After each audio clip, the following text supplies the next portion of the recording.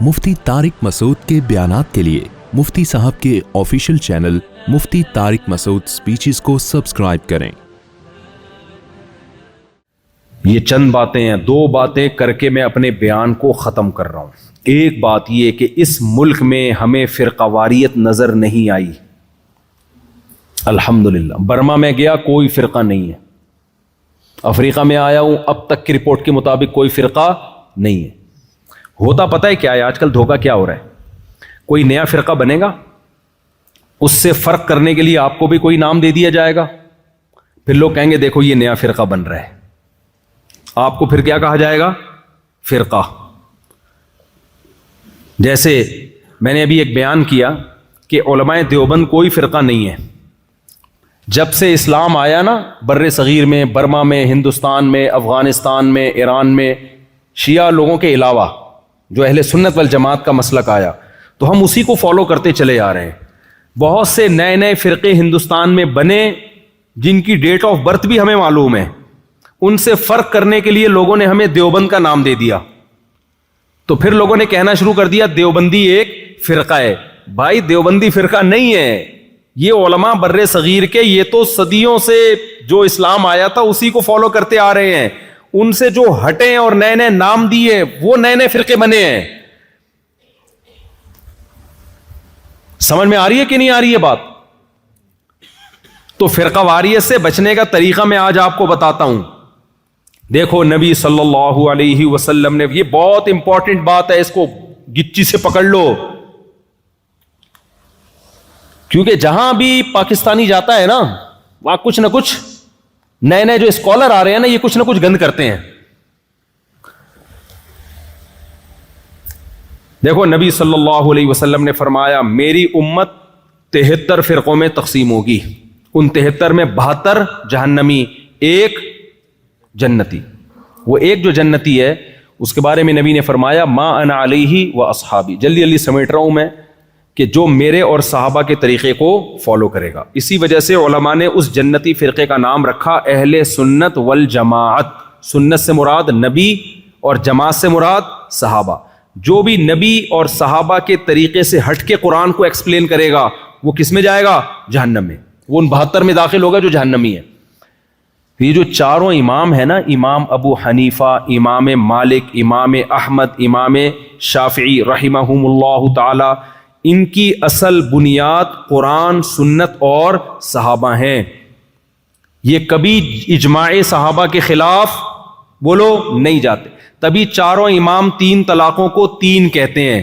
وجہ کیا ہے کہ صحابہ سارے کے سارے 3 طلاقوں کو اکٹھی 3 طلاقوں کو 3 مانتے تھے، یہ صحابہ کے اجماع کے خلاف نہیں جاتے تھے یہ لوگ۔ ہاں کچھ مسائل میں ان میں اختلاف ہوا، اس اختلاف کی وجہ سے وہ جہنمی فرقوں میں نہیں آ جاتے۔ اس کی دلیل بھی حدیث سے ثابت ہے۔ نبی صلی اللہ علیہ وسلم نے صحابہ کو بھیجا کہ تم میں کوئی عصر کی نماز نہ پڑھے جب تک بنو قریظہ نہ پہنچ جاؤ۔ جلدی جلدی حدیث بیان کر رہا ہوں۔ صحابہ گئے، عصر کی نماز قضا ہونے لگی۔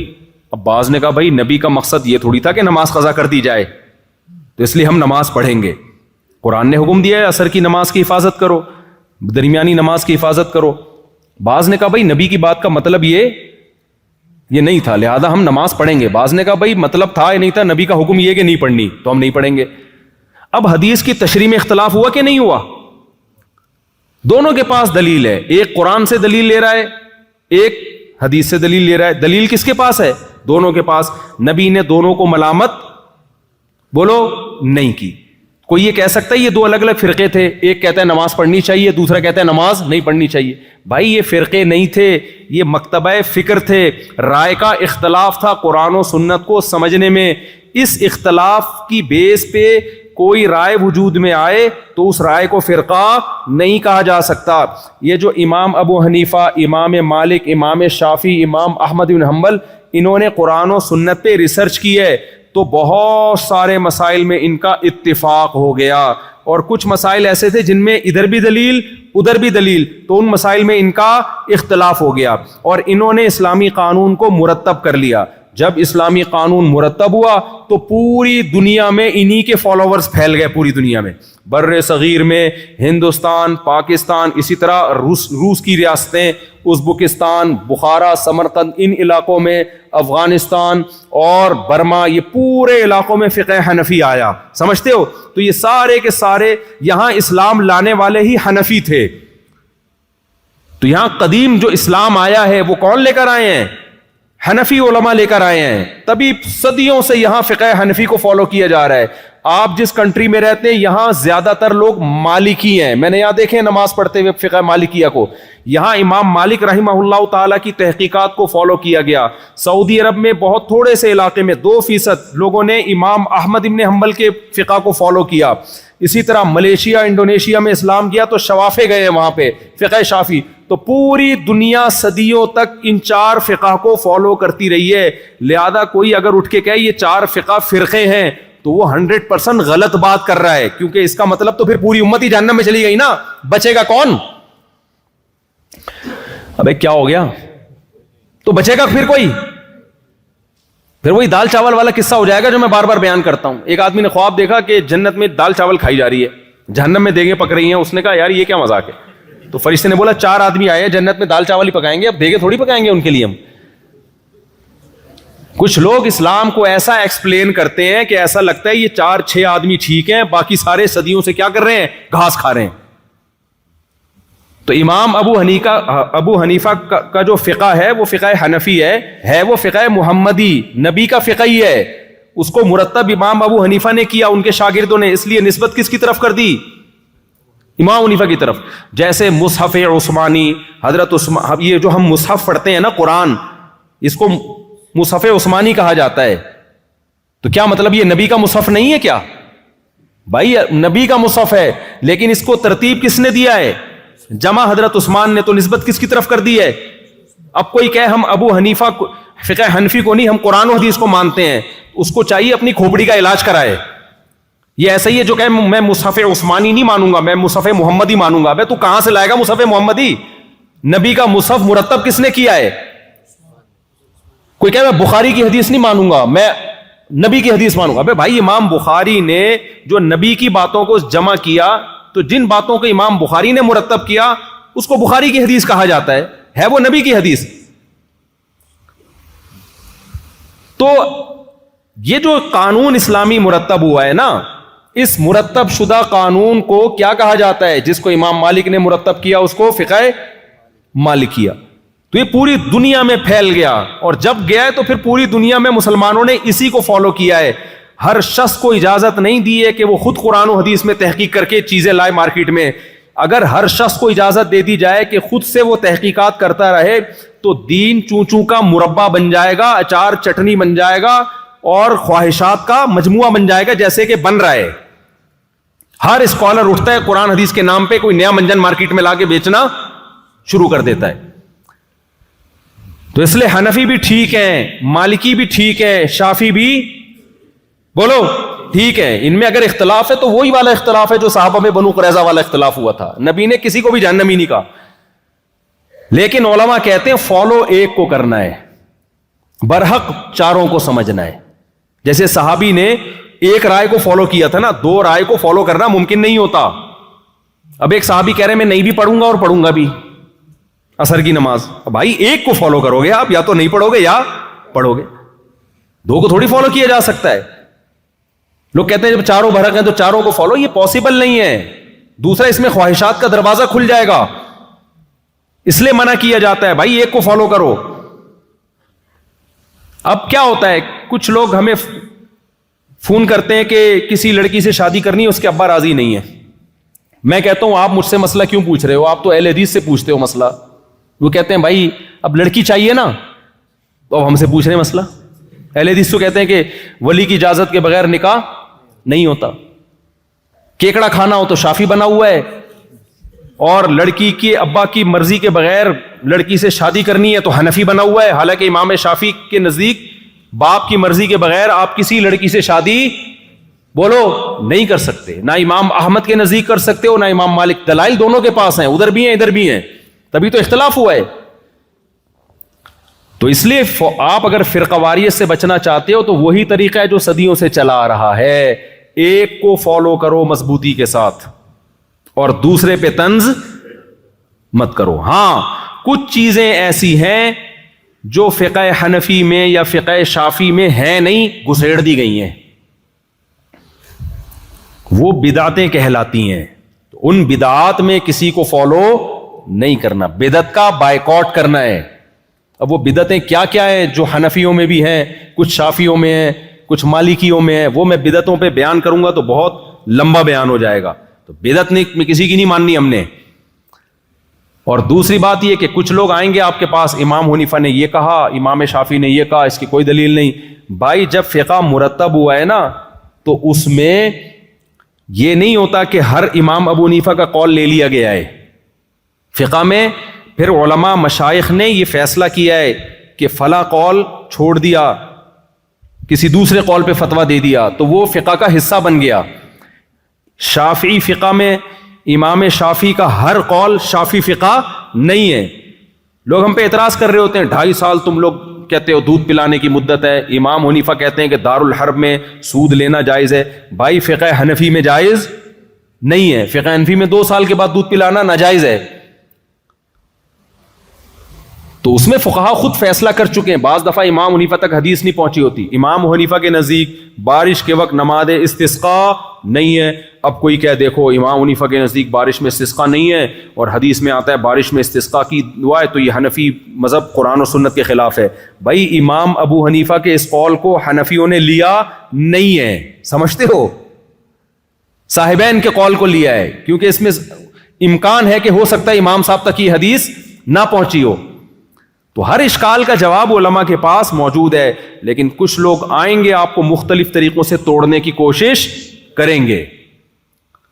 تو آج جو بھی کمبخت اتحاد کا لیبل لگا کے امت کو جوڑنے کی بات کر رہا ہے نا، وہ اصل میں نیا فرقہ بنا رہا ہوتا ہے، ایک نیا منجن مارکیٹ میں لا رہا ہوتا ہے وہ. تو یہاں مالکی لوگ ہیں، ان کو مت چھیڑو. بولو بھائی امام مالک کا مذہب بھی کیا ہے، تنگ نہیں کرو ان کو چھیڑ چھیڑ کے. یہ بھی ٹھیک ہے. میں مسجد نبوی میں بیٹھا تھا، ایک شخص اردو میں تقریر کر رہا ہے، کسی نے پوچھا امام مالک کہتے ہیں ہاتھ چھوڑ کے نماز پڑھو. اس نے اتنا سخت امام مالک کے خلاف تقریر کی ہے، ہم نے نبی کا کلمہ پڑھا، امام مالک کا کلمہ نہیں پڑھا. وہ کمبخت امام مالک نے کس کا کلمہ پڑھا تھا؟ انہوں نے کہا نبی کا کلمہ نہیں پڑھا تھا. اور مجھے حیران ہوا کہ میں کئی سال امام مالک نے اس مسجد میں بیٹھ کے درس دیا ہے. اور کب درس دیا ہے؟ آج سے 1300 سال پہلے بیٹھ کے درس دیا ہے. اور تو ان پہ طرز کر رہا ہے، تو اپنے اسلاف پر ایسے کہہ رہے ہم نے ان کا کلمہ تھوڑی پڑھا ہے. آپ اعتدال کے ساتھ بیان کرو. بھائی امام مالک کی رائے جو ہاتھ چھوڑ کے نماز پڑھنے کی ہے، دلیل ان کے پاس بھی ہے. وہ کہتے ہیں ٹھیک ہے ہاتھ باندھنے کی حدیث ثابت ہے، لیکن چونکہ اہل مدینہ چونکہ ہاتھ چھوڑ کے نماز پڑھ رہے ہیں، اس لیے میری رائے میں یہ عمل آخری عمل نبی کا ہاتھ چھوڑنے کا تھا، تبھی تو اہل مدینہ ہاتھ چھوڑ رہے ہیں. اس بیس پہ امام مالک نے اس کو ترجیح دے دی. ہر فقیہ کے اپنے اصول ہوتے ہیں مسائل نکالنے کے. امام حنیفہ اہل کوفہ کے عمل کو ترجیح دیتے ہیں. وہ کہتے ہیں یہ عبداللہ بن مسعود اور علی رضی اللہ تعالیٰ عنہ کا گڑھ تھا، یہ دونوں بڑے علماء یہاں کے ٹھہرے ہیں، لہذا ان کے عمل کو ہم ترجیح دیں گے. امام مالک مدینہ والوں کے عمل کو ترجیح دیتے ہیں. ہر فقیہ کے اپنے اصول ہیں. تو مجھے بڑا افسوس ہوا کہ یہ کمبخت اگر بیٹھ کے یوں بیان کر دیتا کہ بھائی امام مالک رحمہ اللہ تعالیٰ کی رائے بھی ٹھیک ہے، اس کی بھی دلیل ہے اور ہماری رائے بھی ہے، تو کسی ایک کو فالو کرنا چاہیے، دوسرے پہ رد نہیں کرنا چاہیے. بہت زیادہ ہوتا اپنے نظر میں جو رائے، جس رائے کو ترجیح ہوتی وہ بیان کر دیتا کہ ہماری رائے میں یہ والی رائے زیادہ راجح ہے. تو یہ آج جو نئے نئے اسکالر آ رہے ہیں نا، یہ طنز کرتے ہیں، سمجھتے ہو اسلاف سے بدگمان کرتے ہیں، سمجھتے ہیں کہ ہمیں ہی آتا ہے، باقی سارے گھاس کھا رہے تھے بیٹھ کے. تو فرقواریت سے بچنے کے لیے ضروری ہے اس طرح کے اسکالر سے ہوشیار رہو. ہاں بدعت کو اپنے قریب مت آنے دو. عقیدے پہ کمپرومائز بولتے کیوں نہیں، چپ. عقیدے پہ کمپرومائز، عقیدے میں کوئی حنفی شافی نہیں ہوتا. عقیدوں کو قرآن و سنت نے بہت واضح بیان کر دیا ہے. اجماعی مسائل میں کوئی حنفی شافی نہیں ہوتا. اجماعی مسائل کو قرآن و سنت نے بہت ڈیٹیل سے، ہم 3 طلاق کو 3 اس لیے نہیں کہتے کہ امام حنیفہ نے فرمایا ہے، یہ تو اجماعی مسئلہ ہے، اس میں تو کسی کا اختلاف ہی نہیں ہے. یہ تو قرآن نے بھی بتا دیا، حدیث میں بھی، صحابہ نے بھی بتا دیا. تقلید تو کی جاتی ہے ان مسائل میں جن میں کیا ہے، اختلاف ہے، دونوں طرف دلائل ہیں. ان میں انسان کہتے ہیں ایک کو فالو کرو، دوسرے کو غلط مت کہو. جو اجماعی مسائل ہیں ان میں نہیں کسی کو فالو کیا جاتا، ان میں تو سب اتفاق چلا آ رہا ہے. تو یہ چند باتیں آپ کی خدمت میں. اور آخری سچی مچی کی آخری بات، دیکھو اپنا ایمان ان ملکوں میں بچانا چاہتے ہو تو تبلیغ سے جڑ کے رہو. تبلیغ، میں تو یہاں آیا ہوں افریقہ کے گاؤں میں گیا، دیہاتوں میں گیا، ہر جگہ جماعت کے لوگ پہنچے ہوئے ہیں. اتنے اخلاص سے کون کام کر رہا ہے بھائی آج؟ میں نہیں کہہ رہا دوسرے غلط ہیں، دوسرے بھی کام کر رہے ہیں. ایک دفعہ میں نے کہیں علماء دیوبند کی فضائل بیان کی، علماء دیوبند اتنا کام، کسی نے طنز کیا کہ کیا صرف علماء دیوبند ہی کام؟ میں نے کہا میں نے کب کہا کہ دوسرے کام نہیں کر رہے بھائی. میں تو اگر میں بتاؤں یہ بہت نیک آدمی ہے، بہت، تو یہ تھوڑی کو کہے کہ وہ چور، معاذ استغفر اللہ، یعنی وہ کوئی غلط ہیں، یہ مطلب تھوڑی ہوتا ہے. تو اور بھی لوگ ہیں جو کام کر رہے ہیں. عربوں نے بڑا کام کیا ہے مسجدیں بنانے میں، عرب علماء کا بہت بڑا کردار ہے، عرب عوام کا. سعودی عرب کے پاس پیسہ بہت ہے، جہاں بھی جاتے ہیں دنیا میں بڑی بڑی مسجدیں بناتے ہیں، مکاتب بناتے ہیں. لیکن علماء بنانے کا کام جس طرح سے بر صغیر کے علماء سے اللہ نے لیا ہے، اس طرح میرے معلومات کے مطابق کسی اور سے نہیں لیا.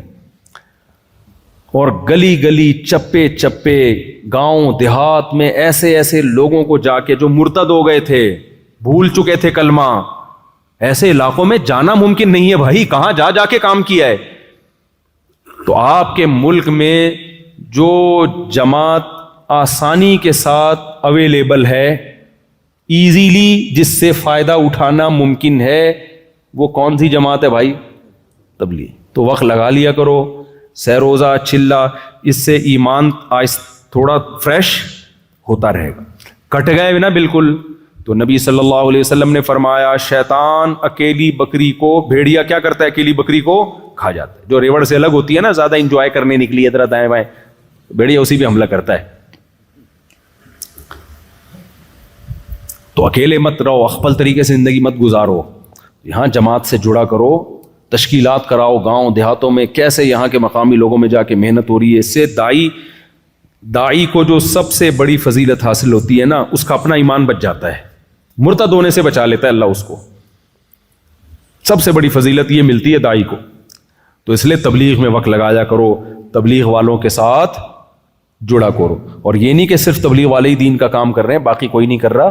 تبلیغ والے کبھی بھی دین کے دوسرے شعبوں کی نفی نہیں کرتے، اور بہت سے لوگ کر رہے ہیں، لیکن تبلیغ کا کام جاندار بہت ہے، پائیدار بہت ہے. اس لیے میں ترغیب دیتا ہوں. تو اللہ تعالیٰ سے دعا ہے جو کچھ کہا سنا اس میں جو کمی کوتاہی ہوئی اللہ معاف فرمائے، اور جو حق باتیں ہوئیں اللہ ہم سب کو اس پر عمل کرنے کی توفیق عطا فرمائے.